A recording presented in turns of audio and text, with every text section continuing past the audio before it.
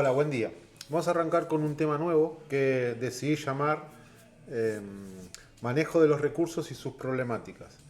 Decidí llamarlo así, es decir, que yo le puse el título, ¿no?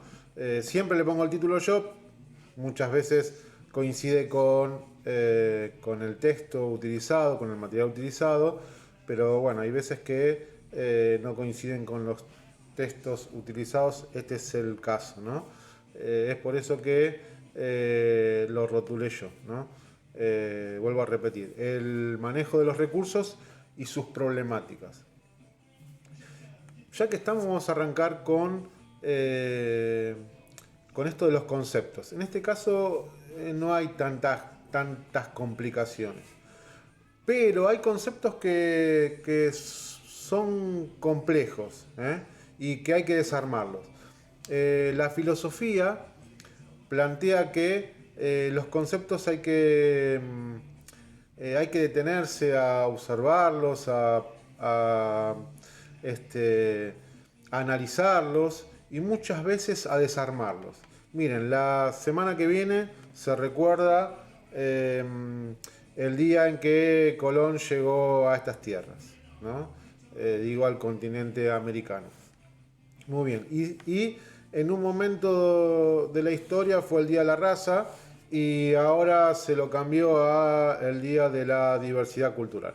La verdad que de diversidad cultural no tiene nada, porque cuando hablamos de diversidad cultural estamos hablando de diferentes culturas que se complementan y que intercambian, ¿no? No como el sometimiento de una cultura sobre otra, en este caso la europea sobre la que hoy conocemos como América, la americana. Entonces, no sé, para mí debería ser un día de duelo, ¿no? Sería un genocidio lo que ha ocurrido en estas tierras a partir de la llegada del europeo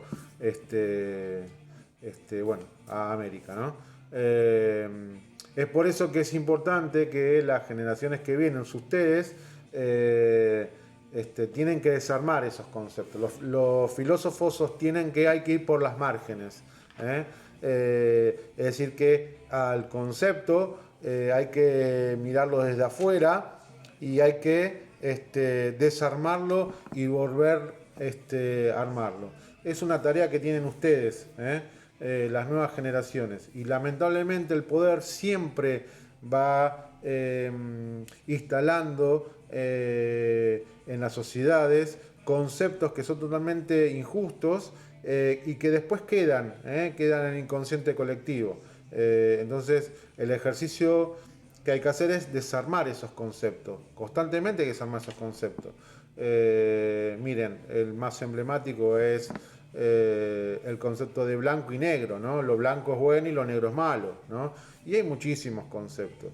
Y inclusive América. ¿Por qué América? Porque ese nombre, ¿no? Si América tiene que ver con Américo Vespucio, un navegante europeo que fue enviado por la corona portuguesa y se dio cuenta que esta zona era un continente, ¿no? Colón no tenía esa interpretación y gracias, entre comillas, gracias, ¿no? Gracias a Américo Vespucio tiene el nombre de América. Pero ¿por qué no un nombre autóctono? Porque había población ahí, en América, ¿no? Bueno, entonces, en el caso de el título que yo me refiero, puede tener algunas diferencias, interpretaciones. En geografía en todas las ciencias sociales hay diferentes interpretaciones, pero bueno, no es algo tan grave. Sí, para mí es grave el concepto de diversidad cultural. Bueno, entonces, vamos al tema de el manejo de los recursos y sus problemáticas. En principio tendríamos que analizar, van a ver ahí en el texto, qué es un bien común, ¿no? Que es el concepto que se utiliza. ¿Qué es un bien? Es un bien común. Muy bien. ¿Qué bienes comunes conocemos? Muy bien. El agua, el aire y el suelo. Ahora, ¿por qué son bienes comunes? ¿Por qué es un bien común? Es un bien común porque es derechos, ¿no? Vamos a correr el pizarrón. Son derechos de los humanos. De los humanos. Muy bien. Ahora bien, ¿todos tienen acceso a estos derechos? Bueno, es un tema, ¿no? Es complejo. En el texto que estamos trabajando siempre, que es de la editorial Estrada, hace una distinción. Dice que un bien común no es un bien público, ¿no? ¿Por qué? Porque el bien público es de todos, pero tiene que ver con legislaciones, regulaciones de un gobierno, de un Estado, que legisla esos bienes, ¿no? Y también hace una distinción diciendo que un bien común no es un recurso natural. ¿Por qué? Porque un recurso natural es un elemento que grupos sociales valoran para satisfacer sus necesidades. Pero en definitiva, un bien común como el aire, el agua o el suelo es un bien público y también es un recurso natural. A veces hay una ambigüedad en esta relación de los conceptos. Me pasa a mí cuando toco el tema de ecorregión, ecosistema, bioma, bueno, que a veces como que es un poco ambiguo. La interpretación en este caso será de geógrafos en relación a estos conceptos. Pero bueno, por eso para mí lo importante es sí al manejo de los recursos. Recuerden que bueno, la interpretación mía de los recursos naturales, ¿cuáles son los recursos naturales? Bueno, para mí hay cuatro. Recursos renovables, ¿no? Que esos recursos renovables también como en el manejo, entre comillas, ¿no? El agua es un recurso renovable, pero también tiene que ver el manejo, ¿no? Recursos perpetuos, que ahí no importa el manejo, el viento, por ejemplo, siempre va a haber viento. Recursos no renovables, que se agotan y que tardan millones en el caso del petróleo, ¿no? En volver a regenerarse. Y hay un recurso muy importante, y es por eso que menciono el tema de los recursos naturales, que es potenciales, que las sociedades ahora no lo utilizan, pero en un futuro puede ser un recurso muy importante. Y de ahí la importancia de los bosques nativos y de las selvas. ¿Por qué? Porque los árboles a lo mejor, esos árboles que hay en esos ambientes, pueden ser utilizados en un futuro, por ejemplo, para la industria farmacéutica, ¿no? Es un recurso potencial. Ahora bien, vamos a los manejos. A ver, voy a dar vuelta el pizarrón. Y para mí sí es importante, perdón, no estoy muerto. Es un problema que puede pasar en el aula. Bueno, muy bien. Vamos al manejo de los recursos.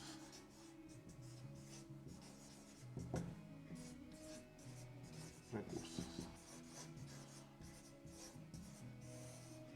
Muy bien. Hay tres tipos de manejo de los recursos. Explotacionista,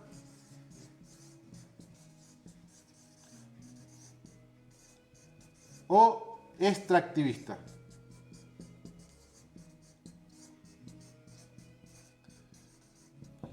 Otro manejo es conservacionista.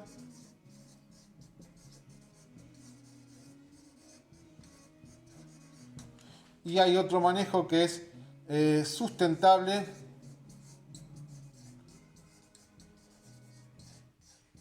o sostenible.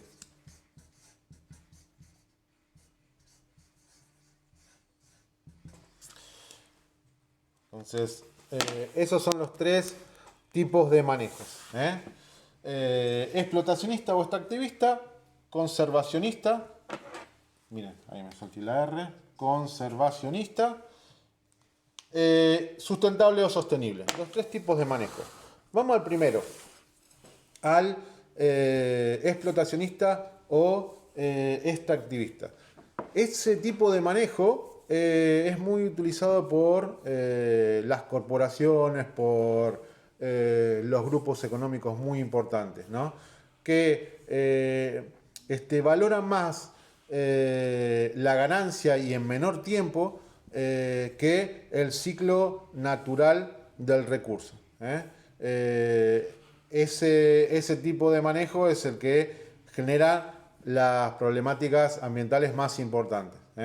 Es decir, es un manejo que piensa solamente en la rentabilidad y, si es posible, a corto plazo.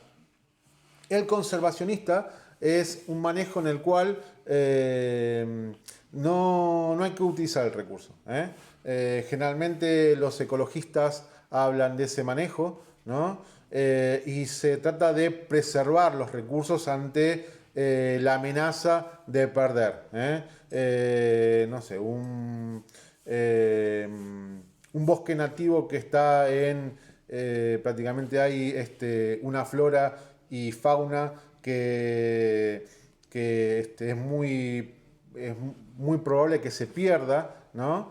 Entonces, los conservacionistas o ecologistas tratan de preservarlo, y generalmente se conforman cuando la presión es muy importante y los estados provinciales o nacionales le hacen caso, se conforman las reservas naturales, ¿no? Y por último está el sustentable o sostenible. ¿En qué consiste el sustentable o sostenible? Consiste en que el recurso se puede utilizar siempre y cuando ese recurso no se pierda, no sea una amenaza para las sociedades que van a venir. Por ejemplo, si tenemos un monte, un bosque, utilizar la madera de ese monte y ese bosque, pero al mismo tiempo plantar especies de esa misma flora. Es decir, que constantemente se lo utiliza para el desarrollo de las actividades económicas, pero no corre peligro a futuro. ¿Por qué? Porque se va forestando con esas mismas especies. Me parece a mí que es fundamental entender que en este manejo, en estos manejos de los recursos están las problemáticas, ¿no? Y uno tendría que plantearse qué tipo de estados son los que utilizan el manejo sustentable o sostenible, y no digo solamente de estado nacional, ¿no? Porque también está el estado provincial, en donde hay una soberanía de la provincia por sobre el estado nacional. Ahí también es complejo, ¿no? Cuando se analiza los bosques nativos, la megaminería. Claro que si el Estado Nacional legislara, ¿no?, desde el Congreso unas leyes que tengan amplitud por sobre la soberanía provincial, claro, ahí se regula, digamos, a las provincias, pero muchas veces la legislación está acotada a las provincias. Recuerden que la Argentina es un estado federal porque las provincias tienen autonomía. Si bien dependen de un estado central, hay autonomía. Entonces, es importante que pensemos qué tipo de estado es el que genera mayor bienestar, que utiliza el desarrollo sostenible o sustentable, y qué tipo de estado es el que genera catástrofes ambientales, ¿no? Por ejemplo, ¿es conveniente un estado regulador o desregulador?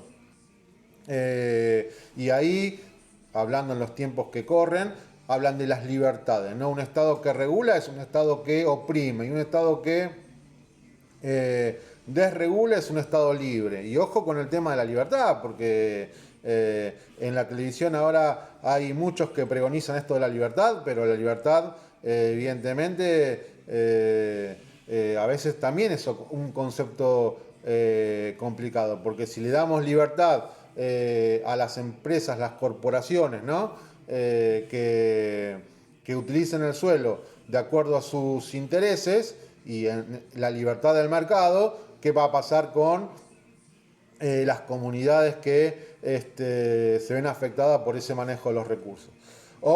Entonces, eso es lo importante que ustedes analicen, ¿no? ¿Qué tipo de Estado genera mayor preservación de los recursos a futuro, ¿no? A las generaciones que van a venir? ¿Quién utiliza el desarrollo sustentable? Y otra cosa es importante que tengamos acá incorporado el papel del ciudadano, ¿no? El ciudadano es quien también presiona con su ciudadanía el rol que deben ocupar los estados para proteger esos recursos. Hasta luego.